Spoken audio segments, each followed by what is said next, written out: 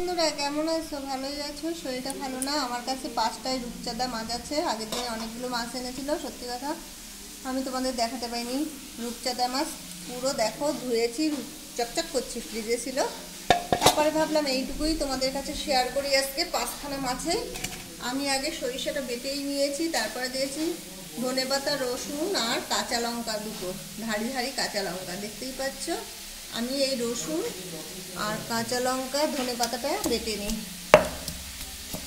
আগে সরিষাটা আমি বেটেই নিয়েছিলাম, কেন ভেবেছিলাম দেখাবো না, না এই কটাই দেখাই। রসুন আর ধনেপাতায় মাখামাখি হয়ে গেছে, আর সরিষা বাটা এটা সুন্দর একটা ফ্লেভার গন্ধ আসছে।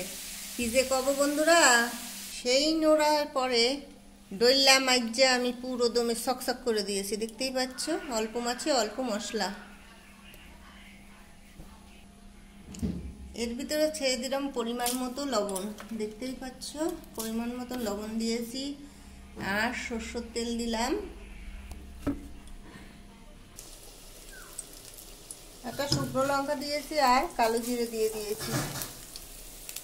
এটা একটু গরম হোক, ভালো করে এটারে সব দিয়ে মাখাইছি, দেখতেই পাচ্ছ। এবার মাখাতে মাখাতে এর ভিতরে দেখো আমি সাইডে দিচ্ছি, দেওয়ার পরে 5 মিনিট আমি একটু ভাপে দেবো। এপিট হয়ে গেছে।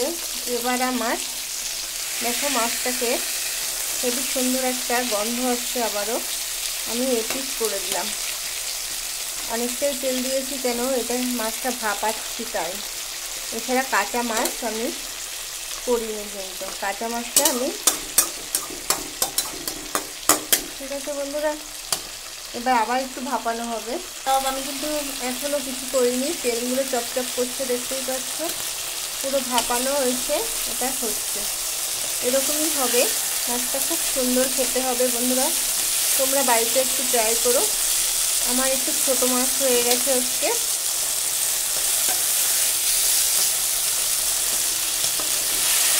খেতেও খুব সুন্দর হবে। একটু পোড়া পোড়া করেছি, ভালো লাগবে তাই হালকা আমি সামান্য একটু জল ছেড়ে দিলাম। এবার একটু ঢেকে দেবো। দেখো বন্ধুরা মাছটা কিন্তু হয়ে গেছে। আমি সেই উপরে আবার একটু ধনেপাতা ছড়িয়ে দিলাম। আমি এখন নামাবো, নামানোর পালা। সেই 5টা মাছের রেসিপি করেছি বন্ধুরা, দেখবে খেয়ে ট্রাই করে দেখবে এরকম করে কেমন লাগবে খেতে। খুবই টেস্ট, একটু কাঁচা কাঁচা করেছি কেন খেতে সরিষা, শুকনো লঙ্কা আর তোমার দিয়ে খেতে বেশি টেস্ট লাগে তাই জন্য।